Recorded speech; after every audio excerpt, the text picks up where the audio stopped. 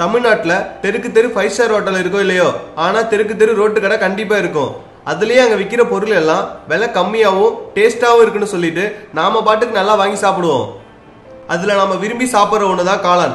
அப்படி நம்ம சாப்பிடுற காளான் உண்மையான காளான் உங்களுக்கு தெரியுமா? வாங்க அதை பத்தி பார்த்து தெரிஞ்சுக்கலாம். காளான்ல இருக்க டேஸ்ட்டை பார்க்குற நாம அது உடம்புக்கு ஏற்படுத்துற தீங்கை பத்தி கவலைப்படுறது இல்ல.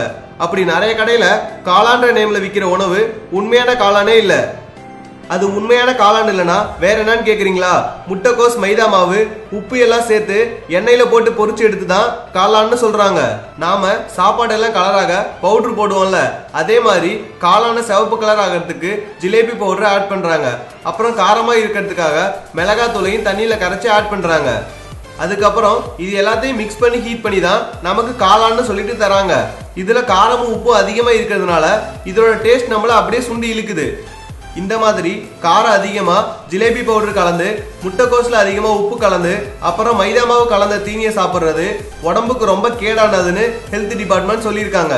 ஒரு டைம்ல காளான வேக வச்ச எண்ணெயே மறுபடியும் யூஸ் பண்றாங்க. அதனால அதுல நச்சுத்தன்மை அதிகமா இருக்கு. அதை நம்ம சாப்பிடுறதுனால உடம்புக்கு ரொம்ப ஆபத்து விளைவிக்குது. இந்த மாதிரி ஃபுட்டை டெய்லி எடுத்துக்கிறதுனால நம்மள நிறைய பேருக்கு கொழுப்பு சத்து அதிகமாகி ரத்த குழாய் அடைப்பு, மாரடைப்பு போன்ற பிரச்சனைகள் வருது. காளானை பத்தி நம்மள நிறைய பேருக்கு விழிப்புணர்வு இல்ல. அதனால தள்ளுவண்டிக்காரங்களோட வியாபாரம் சூடு பிடிச்சு போயிட்டு இருக்கு. இதனால ஏற்படும் பிரச்சனைக்கு நாம ஹாஸ்பிட்டலுக்கு போறோம். அங்கேயும் பில்ல போட்டு ஒரு தீட்டுறாங்க.